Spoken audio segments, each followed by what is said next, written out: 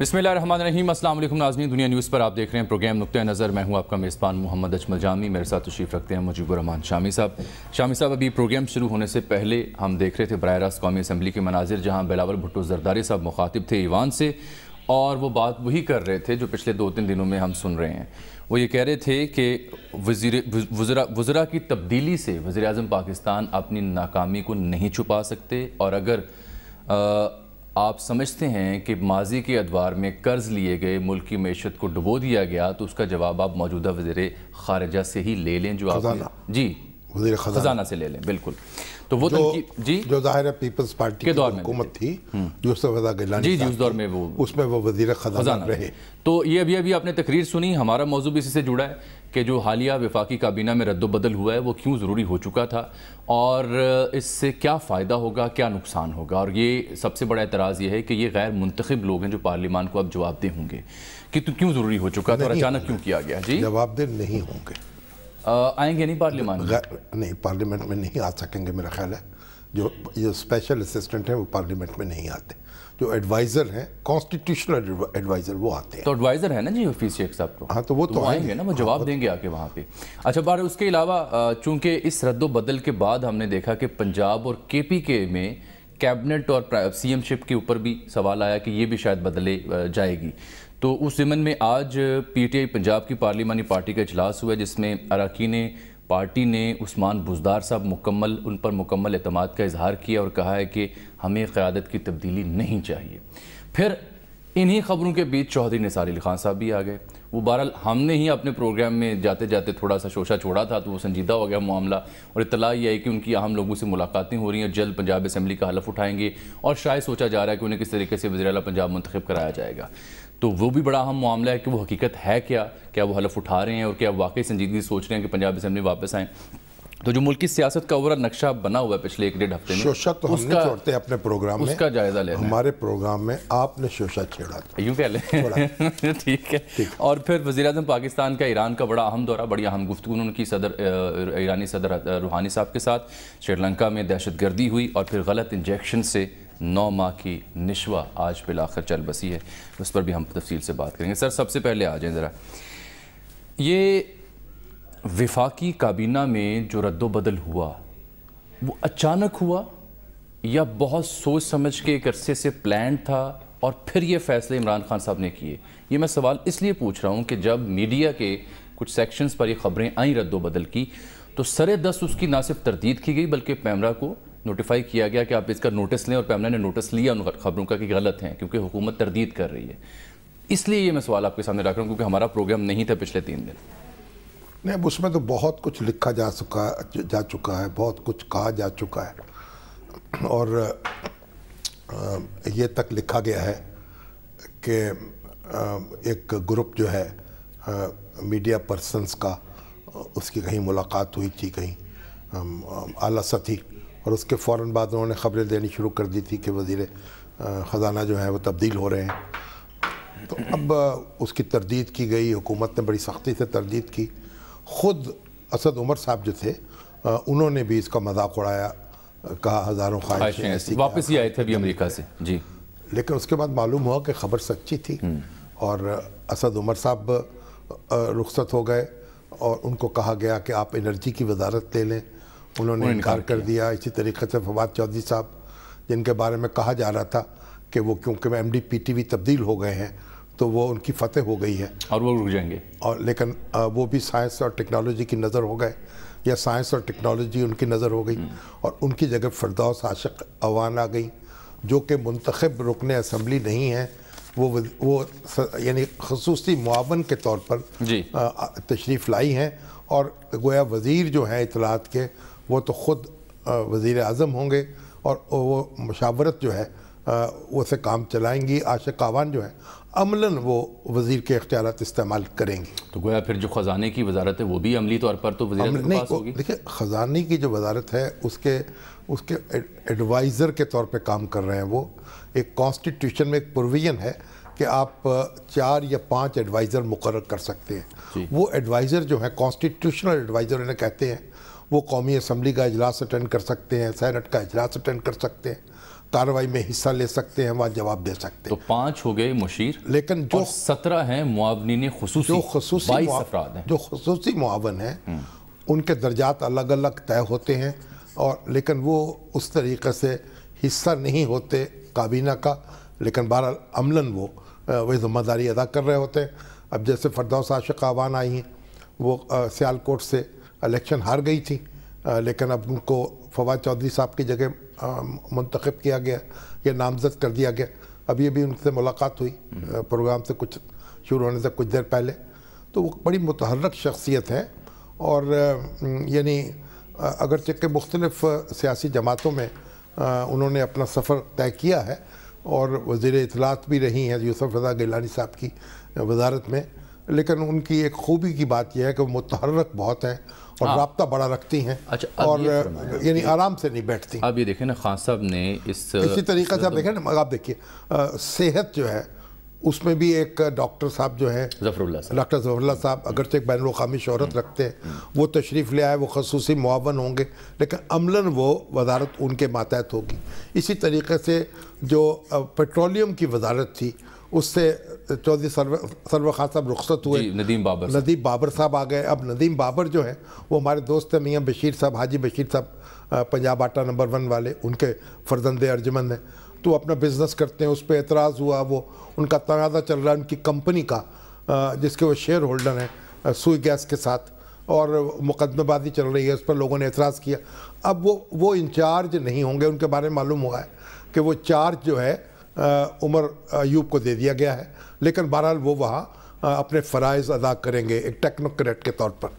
इसी तरीक़े से यानी ये जो काबीना है, इसमें अव्वलन तो पीटीआई का हिस्सा कम हुआ है। उसके अरकान जो हैं जो रुखसत हुए हैं, उनकी जगह सारे अरकान उनके नहीं आए। ये जो आमिर कियानी साहब जो हैं वो रुखसत हुए, अगरचे वो उस पर हंगामा कर रहे हैं कि मेरा कोई हिस्सा नहीं था सारी महंगाई में। नहीं, गुलाम सरवर खान तो हवाबाजी के वज़ीर हो गए, वो तो वहीं के वहीं हैं, और उनके ख़िलाफ़ एक जाली डिग्री केस भी था, उसमें वो बरी हो गए हैं। अच्छा, अब सर सवाल ये है ना कि खान साहब ने कहा जो वज़ीर काम नहीं करेगा उसे फारिग कर दिया जाएगा, और बैटिंग ऑर्डर तब्दील करने से ये कैप्टन की सवाबदीद होती है, और वो करता है सूरत हाल को देखते हुए, मौसम कैसा है, सिचुएशन कैसी है, मैच कितना सख्त हुआ चाहता है, उसके तनाजुर में वो बैटिंग ऑर्डर तब्दील करता है। बड़ी तफसील से उन्होंने बात की जलसे में जो KPK में गए हुए थे कबायली इलाकों में। सवाल यह है कि जो 22 साल जद्दोजहद खान साहब जिसके बारे में लोगों को बताते हैं हर अपनी तकरीर में, तो उस 22 साल जद्दोजहद में इमरान खान साहब के अलावा 22 काबिल किस्म के वज़रा भी नहीं पैदा हो सके, जो हमें यानी पाकिस्तान तहरीक इंसाफ को आज इस फैसले की रोशनी में ये गैर मुंतखब लोगों का सहारा लेना पड़ा। वो लोग जिनमें से अक्सरियत का ताल्लुक दीगर पार्टियों से था, और उन हुकूमतों का वो लोग हिस्सा थे जिन हुकूमतों पर खान साहब आज भी तनकीद करते हैं। तो ये तो तनकीद हो रही है, लेकिन खान साहब जो समझते हैं कि वो उनकी अपनी जो शख्सियत है और ज़ात जो है, क्योंकि लोगों ने उन पर एतमाद का इज़हार किया है, इसलिए वो इस तरह के फैसले कर सकते हैं, और वो कर रहे हैं। उनकी पार्टी में कोई आवाज़ बुलंद नहीं हुई इसके ख़िलाफ़। इसका मतलब ये है कि जो भी अगरचे उनको बहुत 4-5 वोटों की अक्सरियत हासिल है कौमी असम्बली में, उसके बावजूद उनकी इस जुर्रत की तो आप दाद दें ना कि वो अपने अरकान असम्बली को कान से पकड़कर उठा रहे हैं, बैठा रहे हैं, और जो चाहे सलूक उनके साथ कर रहे हैं, लेकिन वो चू नहीं कर रहे फ़िलहाल। और असद उमर साहब जो थे, उन्होंने माजरत की कि मैं ये वजारत एनर्जी की कबूल नहीं करूँगा, अगरचे कि शेख रशीद साहब का कहना यह उसको लेके आएंगे वापस। तो असद उमर जो हैं बुनियादी तौर पर तो जो उनका जाना है उसने एक जलजला बर्पा किया, क्योंकि जो उनका मुकाम था पीटीआई में। मगर आप ये समझिए कि पीटीआई की जो साख्त है उसमें बुनियादी अहमियत जो है इमरान खान साहब की है, और एक लिहाज से एक ये शख्सी पार्टी है, और वो अपनी ज़ात जो है उसी को जवाबदेह समझते हैं लोगों के सामने, और उसी के तरीक़े से वो इक़दाम करते चले जाएंगे। और उनको कोई आपका ख्याल है कि उनके चाहने वाले उनके वोटर्स पे कोई असर नहीं पड़ेगा? नहीं, अगर तो इस वक्त तक तो जो परफॉर्मेंस थी वो उन्होंने अपने वज़ीरों के साथ डाल दी और उनमें तब्दीली कर दी। अब आगे किसके साथ? अब आगे अगर यही मामला जारी रहता है तो फिर किसी और के साथ डालेंगे, गोया अपने आप फिर हो सकता है कि वो इंतखाबात नए जो है कराने का फ़ैसला कर ले। तो वो एक खान साहब एक उनकी जो शख्सियत है उनसे आप کوئی فیصلہ بھی جو ہے اس کی توقع کر سکتے ہیں. وہ کوئی روایتی سیاستدان نہیں ہے. اور اب آپ دیکھیں جو حفیظ شیخ صاحب ہیں, اگرچہ کہ بڑے مجے ہوئے 30 سال پڑھے لکھے شخص, لیکن آپ دیکھیں لیکن وہی پیپلز پارٹی کے ٹیکنوکریٹ تھے جی, اور وہی اب ان کے ٹیکنوکریٹ ہوں گے. بالکل یہی بات بلاول کر رہے تھے. اور دیکھیں وہی سارے معاملات. اصل میں جو بار بار تنقید ہو رہی ہے اسد عمر صاحب پر, وہ یہ ہے کہ انہوں نے آئی ایم ایف کے پاس جانے کا فیصلہ مؤخر کیا, اس کا نقصان ہوا, بے یقینی پیدا ہوئی. سارے کام تو وہ کر لیے, روپیہ ڈی ویلیو ہو گیا, آپ بجلی مہنگی ہو گئی, گیس مہنگی ہو گئی, جو آئی ایم ایف کے مطالبات ہو سکتے تھے وہ یک طرفہ طور پر پورے کر لیے. لیکن آئی ایم ایف جو دیکھیں یہ 13واں پروگرام ہے جو پاکستان چاہ رہا ہے آئی ایم ایف سے. پہلے یہ ہوتا تھا کہ اگر آپ کو, اور ایک بات سمجھ لیجئے کہ آئی ایم ایف جو ہے نا یہ ایک کلب ہے ملکوں کا جو اس کے ممبرز ہیں. صحیح ہے. آئی ایم ایف ان کو فورن ایکسچینج کی سپورٹ دینے کا پابند ہے, اور پاکستان بھی اس کلب کا ایک ممبر ہے. اور پاکستان کی جو شیئر ہولڈنگ ہے اس کے اعتبار سے جو مجھے ڈاکٹر وقار مسعود صاحب بتا رہے تھے کہ 15 ارب ڈالر جو ہیں وہاں تک پاکستان لے سکتا ہے. تو یہ ایک جب بھی کوئی کرائسس پیدا ہوتا تھا, اور وہ کرائسس حکومت چپکے سے آئی ایم ایف کے پاس چلی جاتی تھی کوئی بڑا ہنگامہ کیے بغیر, اور وہاں سے اس کو فورن ایکسچینج کی سپورٹ مل جاتی تھی. لیکن اب کے بار تو ہنگامہ ہوا نا, کیونکہ پہلے تو ہمارے یہ بیانات, وہ جو ہنگامہ ہوا, اور دیکھیں وہ ہنگامہ اپنے ہی بیانات کی وجہ سے. آپ یہ دیکھیں کہ ہمارا ہمسایہ ملک جو ہے, ہم بار بار آئی ایم ایف کے پاس جاتے ہیں, ایک ڈسپلن لاتا ہے آئی ایم ایف, اس سے مہنگائی بھی ہوتی ہے, افراط زر کی شرح کم ہوتی ہے, شرح نمو کم ہوتی نہیں, مگر آپ دیکھیں ہم 13 بار یہ پتھر چاٹ چکے ہیں. صحیح ہے. لیکن انڈیا جو ہے اس نے صرف ایک پروگرام لیا, ایک, اور اس پروگرام کو پورا کیا, اور اس کے بعد وہاں نہیں دیکھا اس کی طرف آنکھ اٹھا کے, کیونکہ انہوں نے اپنی ایکسپورٹس بڑھائی ہیں. اب دیکھیے آپ یا تو آپ کے پاس فورن ڈائریکٹ انویسٹمنٹ آئے, ڈالر یہاں انویسٹ ہوں, کیونکہ آپ کی جو ڈالر کی کمی ہے وہ کیسے پوری ہوگی. ایک پہاڑ جو تھا وہ حائل ہو گیا آپ کے ریسورسز کے اور خرچے کے درمیان. تو ڈالرز جو ہیں جب آپ کو ضرورت تھی اور کوئی دوسرا طریقہ نہیں تھا ان کو حاصل کرنے کا, یا تو آپ ایکسپورٹ بڑھائیں, یا آپ انویسٹمنٹ لے کے آئیں, یا اپنے خرچے کم کریں. پاکستان, اور ہم ان چیزوں کو ٹالتے چلے جا رہے ہیں. ہماری حکومتیں جو ہیں ان مسائل پر قابو پاتی ہیں, اور پھر چند سال کے بعد ہم اسی بحران کی زد میں آ جاتے ہیں. یہ بہرحال اچھا ہو گیا کہ آپ نے اس کا خلاصہ پیش کر دیا اس پروگرام کے حوالے سے, تفصیل سے بھی اس پہ بات کریں گے. لیکن ابھی جو دوسرا پہلو تھا اسی موضوع سے جڑا, وہ چودھری نثار علی خان صاحب کی انٹری ہے جو خبروں میں بظاہر تو نظر آ رہی ہے, اور پھر جو پنجاب میں اس وقت سیاسی صورتحال ہے اس پہ بات کرنی ہے. تو ہم بات کریں گے ہمارے لاہور سے دنیا نیوز کے نمائندے خصوصی سینئر صحافی لیاقت انصاری صاحب سے, اور اسلام آباد سے سینئر صحافی طاہر خلیل صاحب ہمارے ساتھ جڑے ہوں گے. ان دونوں سے بات کریں گے. لیاقت انصاری صاحب آپ کو خوش آمدید کہتے ہیں, اور طاہر خلیل صاحب آپ کو بھی خوش آمدید کہتے ہیں. آپ چونکہ اسلام آباد میں طاہر صاحب, تو یہ فرمائیں کیا آپ کی حالیہ دنوں میں چودھری نثار علی خان صاحب سے کوئی ملاقات ہوئی ہے؟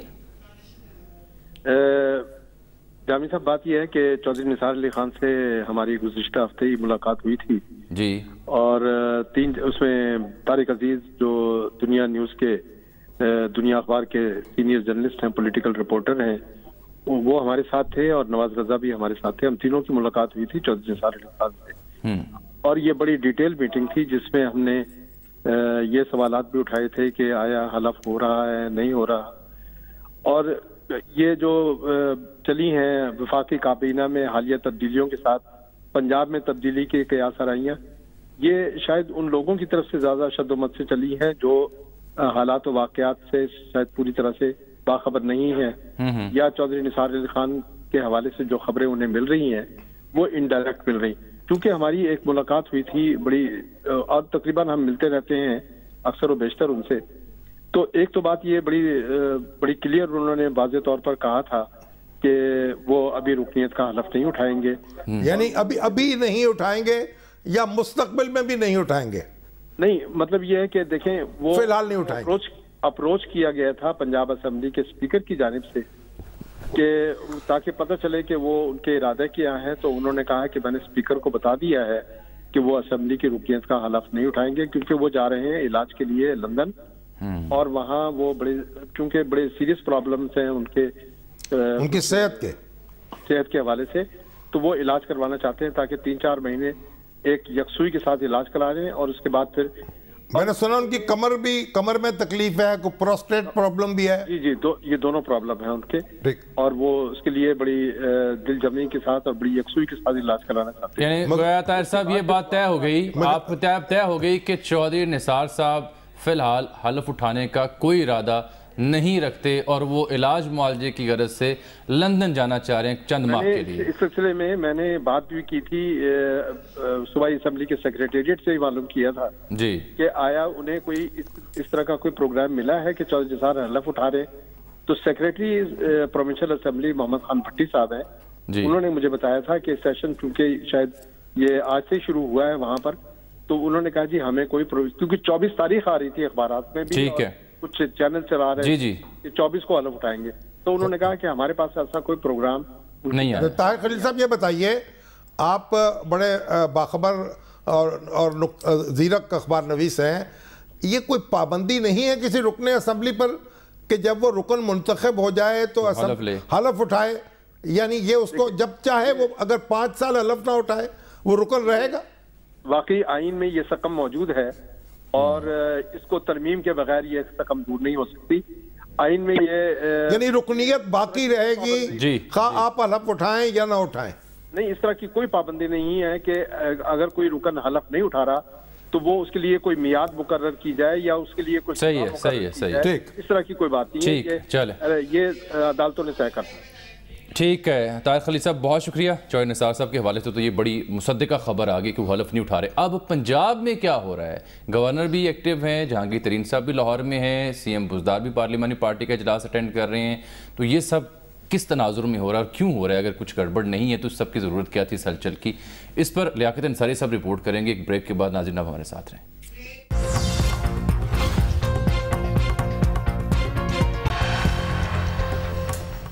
ویلکم بیک ناظرین، ہم بات کر رہے تھے ملکی سیاست کی، بالخصوص ہم نے رخ کیا تھا پنجاب کی جانب، کیونکہ یہاں پہ آج پاکستان تحریک انصاف کی پارلیمانی پارٹی کا اجلاس ہوا۔ عثمان بزدار صاحب کی قیادت پر بھرپور اعتماد کا اظہار کیا گیا۔ گورنر صاحب بھی متحرک ہیں، جہانگیر ترین صاحب بھی لاہور میں ہیں، تو لیاقت انصاری صاحب تو ظاہری بات ہے ان چیزوں پر نظر رکھے ہوں گے۔ پھر انصاری صاحب فرمائیں، آج پنجاب میں دن بھر کیا ہوتا رہا اور آنے والے چند روز میں کیا کچھ ہونے جا رہا ہے؟ آج تحریک انصاف کے اگر حکومتی ایوانوں کی بات کریں تو 3 طرح کی ڈیولپمنٹس جو ہیں وہ آج ہوئی ہیں۔ ایک تو آج پارلیمانی پارٹی کا صوبائی اسمبلی کا اجلاس ہوا، جس میں تحریک انصاف کی پارلیمانی پارٹی نے وزیر اعلیٰ پنجاب عثمان بزدار پر اعتماد کا اظہار کیا اور واضح طور پر کھڑے ہو کر کلیپنگ کرتے ہوئے اس بات کا اعلان کیا کہ انہیں پنجاب کی قیادت میں تبدیلی نہیں چاہیے، وہ عثمان بزدار سے خوش ہیں اور عثمان بزدار کے ساتھ کھڑے ہیں اور انہی کے ساتھ کھڑے رہنا چاہتے ہیں۔ یہ تو ہوا پارلیمانی پارٹی میں بڑا فیصلہ اور وزیر اعلیٰ اعتماد کا اظہار کیا گیا۔ دوسرا، گورنر پنجاب چودھری محمد سرور جو ہیں انہوں نے جمعرات کے روز گورنر ہاؤس میں پنجاب بھر کے ارکان قومی اسمبلی اور پنجاب بھر کے ارکان صوبائی اسمبلی جو تحریک انصاف کے ہیں ان کو عشائیے پر مدعو کیا ہے۔ اب اسے سیاسی طاقت کا مظاہرہ کہیں یا محض ملاقات کہیں یا اس کے کچھ اور مقاصد کہیں، یہ جمعرات کے روز گورنر ہاؤس میں ایک اجتماع ہوگا جس میں وزیر اعلیٰ پنجاب جو ہیں عثمان بزدار بھی شریک ہوں گے، وہ بھی اس عشائیے میں ہوسٹ ہوں گے، جبکہ نعیم الحق جو کہ وزیر اعظم کا مشیر ہے وہ بھی شریک ہوں گے۔ تیسری ڈیولپمنٹ جو ہے وہ جہانگیر خان طریق کی ہے۔ جہانگیر ٹی نے آج لاہور میں ایویشن کے فیڈرل منسٹر جو ہیں غلام سرور خان ان سمیت پنجاب کی صوبائی کابینہ کے متعدد ارکان سے ملاقاتیں کی ہیں، اور ایک تقریب میں ان سے یہ سوال اٹھایا گیا کہ گورنر پنجاب کو گلا ہے کہ آپ ان سے ہٹانا چاہتے ہیں، تو ان کا مسکراتے ہوئے کہنا تھا کہ میں اس پر صرف ہنس سکتا ہوں، اور وزیر اعلیٰ نے اس کا جواب کچھ دیا ہے کہ جو سرور نے مختلف ٹی وی چینلز میں باتیں کی ہیں وہ مذاق میں کی ہیں، پارٹی کے اندر کوئی اختلاف نہیں۔ کہیں کہ جو پارٹی کے بڑے ہیں بہرحال وہ اپنے چھوٹے جو ساتھ ہیں ان کے اپنے گروپس جو ہیں ان کو مینج کر رہے ہیں اور اپنی سیاسی طاقت کا بھی مظاہرہ کر رہے ہیں اور صاف بندی بھی کر رہے ہیں۔ ٹھیک انصاری صاحب، بہت شکریہ۔ اگر سب اچھا ہے تو پھر ایسی سیاسی ہلچل جو ہے جو معمول سے ہٹ کے ہے وہ تو اس پہ سوال تو اٹھیں گے، اس پہ تبصرہ ہوگا۔ یہ جو انہوں نے گورنر پنجاب کا ذکر کیا نا، اس سے پہلے آپ کچھ فرمائیں ذرا، سن لیں کل رات انہوں نے ایک ٹی وی پروگرام پہ کیا کہہ رہے تھے گورنر پنجاب چودھری محمد سرور صاحب۔ آپس میں اختلافات ہمارے ہو سکتے ہیں، ڈفرنس آف اپینین جمہوریت میں ہوتی ہے، کوئی اس میں حرج نہیں ہے، لیکن یہ کہنا کہ ہر چیز کنٹرول جو ہے اپنا جہانگیر ترین نے لے لیا ہے تو اسی اتنے آلو چھولے بیچن نہیں آئے. سر میں نے نہیں ایسی کوئی بات. تو آلو چھولے کو تو انہوں نے ایسے کہا جیسے بڑے برا کام ہے کوئی. نہیں، آلو چھولے مطلب یہ کہ یہ ہم بھی سیاست کرنے آئے ہیں، یہ مطلب اس سے کوئی ایسا کسی کی توہین نہیں ہوتی. یہ تو انہوں نے ایک ذرا تفنن بات کی ہے. لیکن دیکھیں میں ایک بات کرتا ہوں، گورنر پنجاب جو ہے نا، گورنر ویسے بھی گورنر کا عہدہ ہے وہ غیر سیاسی ہوتا ہے، اور انفارچونیٹلی یہ بھی اس عہدے کا جو غیر سیاسی ہونا ہے وہ بھی اب ایسا نہیں رہا. گورنر سرور جو ہیں وہ اپنی پارٹی کے لوگوں کو کھانا دے رہے ہیں، حالانکہ ان کو کھانا دینا تھا تو سارے ارکان اسمبلی کو کھانا دیتے. اور اسی طریقے سے اس سے پہلے رجوانہ صاحب تھے، رفیق رجوانہ صاحب، وہ بھی کھل کے تو نہیں کبھی انہوں نے اس طرح کے پارٹی ایکٹیویٹی میں حصہ لیا، لیکن کچھ نہ کچھ جو تھے وہ سیاسی معاملات سے متعلق تھے، لیکن کھلے نہیں تھے. اسی طریقے سے زبیر عمر جو تھے وہ تو کبھی نہ کبھی پارٹی اجلاس میں بھی شریک ہو جاتے تھے. اب یہ جو گورنر ہیں ہمارے عمران اسماعیل، وہ بھی پارٹی کا موقف پیش کر رہے ہوتے ہیں، اور گورنر سرور جو ہیں وہ بھی ایک پارٹی لیڈر کے طور پہ بیہیو کر رہے ہیں. ان سب لوگوں کو کانسٹیٹیوشن پڑھنا چاہیے اور دیکھنا چاہیے کہ پارلیمانی روایات کیا ہیں، اس میں گورنر کا منصب کیا ہوتا ہے، اس کے تقاضے کیا ہیں. یہ پارٹی پالیٹکس سے اسے ماورا ہو جانا چاہیے. ویسے گورنر صاحب کی ایک کامیابی ہے کہ ایک آب پاک اتھارٹی بنی تھی جو صاف پانی فراہم کرے تھی. اس کے گورنر صاحب جو ہیں وہ پنجاب کے، وہ اس کے چیف پیٹرن تھے. تو وہ اسمبلی میں وہ بل منظور ہو گیا تھا، لیکن اسمبلی سیکریٹریٹ سے گورنر ہاؤس نہیں بھیجا جا رہا تھا. بڑی کوشش ہوتی رہی تو کئی ہفتے لگ گئے. اب بڑی مشکل سے وہ وہاں سے بازیاب ہوا اور گورنر صاحب نے اس پہ دستخط کیے ہیں. اب ان کی آب پاک کا جو اتھارٹی ہے وہ کام کرنا شروع کر دے گی. اس کے لیے چندہ وندہ بھی وہ اکٹھا کر لائے ہیں اور ان کو وہ پیٹرن بن جائیں گے اور اس طریقے سے پنجاب کے لوگوں کو سارے موضوع کو ختم کر رہا ہوں، صاف پانی فراہم کریں. چلیں اللہ کرے. میں مگر ایک بات ایران پہ جانا ہے، اس سے پہلے ایک منٹ دیکھیں، وزیر اعلیٰ جو پنجاب ہے نا، میں ان کے والد کی فاتحہ کے لیے ہم ان کے پاس گئے تھے، میں بھی تھا، عثمان شامی صاحب بھی تھے، تو ان سے کافی تفصیل سے گفتگو ہوئی. وہ بڑے حوصلے میں تھے، اعتماد میں تھے، اور ان کے کسی اشارے کنائے سے بھی یہ معلوم نہیں ہو رہا تھا، بدن بولی سے کہیں سے بھی کچھ ایسا نہیں کہیں کوئی کمزوری کے آثار واقع ہو گئے. ڈٹے ہوئے ہیں، وہ سمجھتے ہیں کہ ان کے لیڈر کا اعتماد ان پہ ہے. ٹھیک، ڈٹے ہوئے ہیں. اب میں اس موضوع کو سر وائنڈ اپ کروں، آگے 3-4 بڑے اہم موضوعات رہ گئے. سر یہ بتائیں، آپ نے تو 50 سال پاکستان کی سیاست کو دیکھا ہے، وہ کون سے ایسے حالات ہوتے ہیں جب پھر یہ طرح طرح کی قیاس آرائیاں جنم لیتی ہیں؟ کبھی صدارتی نظام، کبھی چور نثار علی کی انٹری، کبھی پھوٹ پڑ گئی، کبھی فلاں آپشن زیر غور آ گیا، کبھی یہ کہ کے پی کے وزیر اعلیٰ بھی جا رہے ہیں، پنجاب کے بھی جا رہے ہیں. یہ اتنی زیادہ مقدار میں جو قیاس آرائیاں ہوتی ہیں وہ کن حالات کی شاخسانہ ہوتی ہیں؟ اور عمومی طور پر یہ کیا قیاس آرائیاں صرف قیاس آرائیاں ہوتی ہیں، ان میں کچھ حقیقت ہوتی ہے تو یہ پھر جنم لیتی ہیں؟ دیکھیے، پہلی بات تو یہ جب غیر یقینی ہوتی ہے، ہاں یہ بڑی امپورٹنٹ بات، اور اس وقت کسی کو کچھ پتہ نہیں چل رہا ہوتا کہ کیا ہو رہا ہے، اس وقت یہ قیاس آرائیاں جو ہیں وہ زور پکڑ جاتی ہیں. اور اب آپ نے دیکھا کہ جو وفاقی کابینہ کے معاملے میں جن قیاس آرائیوں پر نوٹس جاری کیے جا رہے تھے وہ بالآخر درست ثابت ہوئی. اسی طریقے سے آپ یہ بھی دیکھیے کہ یہ جو کیونکہ برسر اقتدار جماعت جو ہے وہ ایک منظم جماعت نہیں ہے، وہ جیل نہیں ہوئی بھی، اس کا حلیم نہیں بنا ہوا، اس کے الگ الگ ٹکڑے آپ کو نظر آتے ہیں اور دھڑے بھی اس کے اندر موجود ہیں. مختلف جماعتوں سے لوگ وہاں آئے ہیں اور آتے چلے جا رہے ہیں، اور خان صاحب جو ہیں ان کی وہ بیعت قبول کر رہے ہیں. تو اب یہ بھی ایک اس کی وجہ ہے. اور پھر اس وقت اپوزیشن، لیکن آپ کی بڑی دلچسپ، اپوزیشن جو ہے وہ اس وقت سامنے نہیں ہے حکومت کے. تو حکومت جب اپوزیشن سامنے نہ ہو تو پھر بھی اس طرح کی دراڑیں پڑتی ہیں اور اس طرح کی قیاس آرائیاں ہوتی ہیں. چلیں اب واپس آتے ہیں بریک کے بعد ناظرین، کیونکہ بریک کا وقت آن پہنچا ہے. وزیر اعظم کے دورہ ایران کی بات کریں گے، 2-3 اور موضوعات ان کو بھی ذکر کریں گے. بریک کے بعد ہمارے ساتھ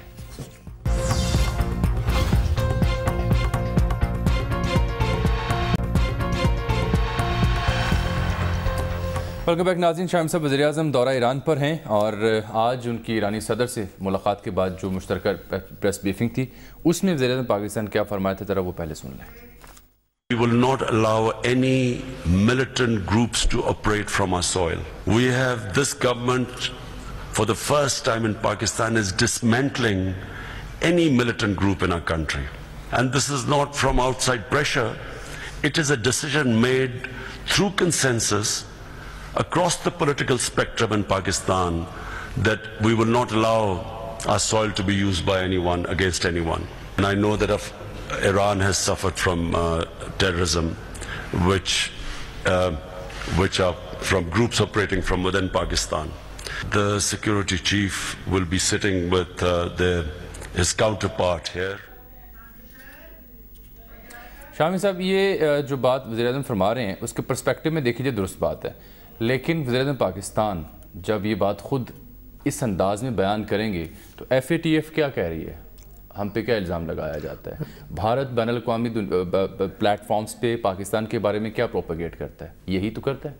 نہیں دیکھیے، اور یہ پھر دوسری بات سنیں نا، دوسری بات یہ ہے کہ وہ کہہ رہے ہیں فرسٹ ٹائم پاکستان کی تاریخ میں پہلی بار ایسا ہوا کہ یہ جو موجودہ حکومت ہے یہ ڈسمینٹل کر رہی ہے دہشت. اس کا مطلب اس سے پچھلی حکومت نہیں کر رہی تھی، اس سے پچھلی حکومت نہیں کر رہی تھی، صدر مشرف نہیں کر رہے تھے. دیکھیے پہلی بات تو یہ ہے کہ اگر ہماری سرزمین سے یا ایران کی سرزمین سے کوئی دہشت گرد آپریٹ کر رہے ہیں اور پاکستان میں کارروائی کر رہے ہیں یا ایران میں کارروائی کر رہے ہیں تو اس کا مطلب یہ نہیں ہے کہ ان کو ایرانی حکومت کی یا پاکستانی حکومت کی پشت پناہی حاصل ہے. اسی طریقے سے جو پہلے کئی کارروائیاں ایسی ہوتی رہی ہیں ان کے انکار نہیں کیا جا سکتا کہ ان لوگوں کے کچھ لنکس یہاں ہو سکتے ہیں، لیکن ریاست اس سے انوالو تھی، یہ بالکل ایک دوسری بات ہے. اور ایران کو بھی کچھ شکایات پیدا ہوئیں، ایران کے سرحدی علاقوں پہ حملے ہوئے اور لوگ مارے گئے. ہمیں بھی یہ بھی 4 روز پہلے 14 افراد ہمارے شہید 14 افراد شہید ہوئے، اور ہماری تحقیقات کا یہ بتا رہی ہے کہ وہ ایران سے آئے تھے، ایران میں پناہ لے رکھی. اور اسی لیے شاہ محمود قریشی صاحب نے ایک لیٹر بھی لکھا ایران کو مجھ سے مطالبہ کیا تھا کہ ان لوگوں کے خلاف کارروائی کی جائے، ان کا پیچھا کیا جائے. اور اب جو وزیر اعظم پاکستان وہاں گئے ہیں اور دو ٹوک بات کہی ہے، اور اس پہ جو ہم صدر ہیں ایران کے انہوں نے بھی اتفاق کیا ہے. اب تو ریپڈ ایکشن فورس بنے گی نا. اب دیکھیے، اب انہوں نے کہا ہے کہ ہمارے جو سیکورٹی چیف ہیں یعنی ہمارے چیف آف آرمی اسٹاف ان کے چیف آف آرمی اسٹاف سے ملیں گے یا دوسرے اور ایک بیٹھ کے لائحہ عمل طے کریں گے. ایک بات.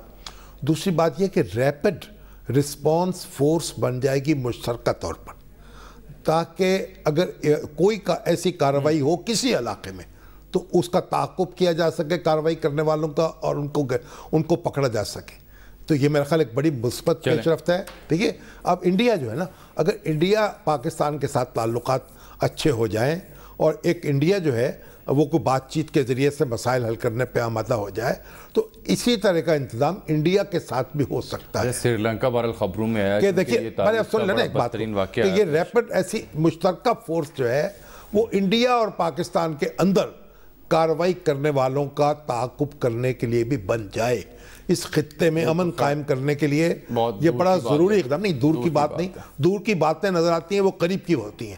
تو ایران کے ساتھ اس طریقے سے ایک اعتماد پیدا ہوا ہے، اور یہی اعتماد دوسرے ہمسایوں کے ساتھ بھی پیدا ہو سکتا ہے اگر وہ اس پر آمادہ ہوں. اچھا سر، چلتے چلتے میں بتاؤں کہ غلط انجیکشن سے جو بچی مفلوج ہوئی تھی، اب وہ سری لنکا کی بات ہو رہی تھی نا، وہ پہلے میں کر لوں یہ بات کیونکہ یہ بچی کا ہم نے اناؤنس کیا تھا. 9 ماہ کی عمر میں یہ مفلوج ہوئی غلط انجیکشن سے، ڈاکٹر کی غفلت، اور یہ بچی چل بسی ہے. اس کے باپ کی فریاد سن لیں ذرا چند سیکنڈز کے لیے. نہیں بچا سکتے کسی کو، میری بیٹی نے بہت ہمت کی، میری بیٹی چلی گئی، پلیز مل کے کچھ کھڑے ہو اور تاکہ کسی اور کی بیٹی نہ جائے یار، ورنہ یہ یوں ہی خبر بنتی رہے گی، تصویریں کھنچتی رہے گی. اور میرے پاس تو سر الفاظ نہیں ہے. نہیں اصل بات یہ ہے کہ ایک تو بعض اوقات ایسے کام غفلت سے ہوتے ہیں، بعض اوقات غلطی سے ہوتے ہیں. اب دیکھنا چاہیے کہ یہ کوتاہی ہے یا دانستہ غفلت ہے، ایک بات. دوسری بات یہ ہے کہ ہم نے جو ہسپتالوں کی حالت بنا رکھی ہے، جو ڈاکٹروں کی حالت بنا رکھی ہے، اس کے نتیجے میں اس طرح کی وارداتیں روز ہوتی ہیں. ہمیں اس پہ توجہ دینی چاہیے، ڈاکٹروں کی حالت اظہار پر اور ہسپتالوں کی حالت اظہار پر، اور پھر ڈاکٹروں کی احتساب کا جو نظام جو ہے اس کو بھی مضبوط کرنا چاہیے. لاہور میں یہ کوئی پرانے جو سابقہ جو چیف منسٹر تھے مختلف صوبوں کے وہ اکٹھے ہوئے ہیں. ایک سابق وزراء اعلیٰ فورم کا قیام عمل میں ہے جس کے جو کنوینر ہوں گے سابق وزیر اعلیٰ پنجاب منظور بھٹو صاحب ہوں گے. تو آج غلام مصطفیٰ کھر صاحب، دوست محمد کھوسہ، لیاقت جوتوئی، ارباب رحیم، آفتاب شیرپا، اکرم درانی، یہ لوگ شریک ہوئے ہیں.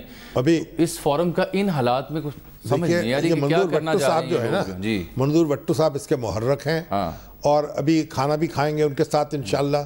اور یہ بڑا اچھی بات ہے کہ جو سیزنڈ ہمارے پولیٹیشینز ہیں وہ مل بیٹھیں اور کوئی اگر کوئی تجویز پیش کر سکے تو اچھی بات ہے. شہبازی صاحب کو بھی دعوت دے دینا. نہیں شہبازی صاحب کو نہیں دعوت دی ہوگی بالکل، وہ بھی فارم کا حصہ دی ہوگی دعوت ان کو بھی. وہ لندن میں اس وقت، مگر وہ تو ظاہر ہے کہ جو بھی وزیر اعلیٰ ہے وہ اس فورم میں آ سکتا ہے، مگر اب یہ کریں گے کیا یہ ہمیں آنے والا وقت بتائے گا. ٹھیک ہو گیا سر. پروگرام وقت نہیں، سری لنکا جو ہے سری لنکا میں اس میں جو بڑی خوفناک واردات ہوئی ہے، 90 افراد ہو گئے ہیں جاں بحق ہونے والوں کی. اور جو ایسٹر کے موقع پہ یعنی ایسٹر جو ہے بڑا مقدس تہوار ہے بہت سارے مسیحی بھائیوں کا، کہ حضرت عیسیٰ علیہ السلام اس دن زندہ کیے گئے تھے، دوبارہ اٹھا لیے گئے تھے. ڈیڈلیسٹ ٹیرر اٹیک کہا جا رہا ہے ساؤتھ ایشین کی ریسنٹ ہسٹری میں. انتہائی قابل مذمت ہے. اور پاکستان جو ہے اس نے پہلے بھی سری لنکا کو سپورٹ کیا ہے، دہشت گردی کے خاتمے میں ساتھ دیا ہے. اب بھی آئندہ بھی ہماری کی ٹیم گئی ہے تاکہ ڈیڈ باڈی ہماری ساری تعاون، ہمارا سارا تعاون ان کے ساتھ. چلے ناظرین، یہاں پروگرام وقت ختم ہوتا ہے. آپ سے ملاقات ہوگی کل، تب تک کے لیے اجازت دیجیے. اللہ حافظ.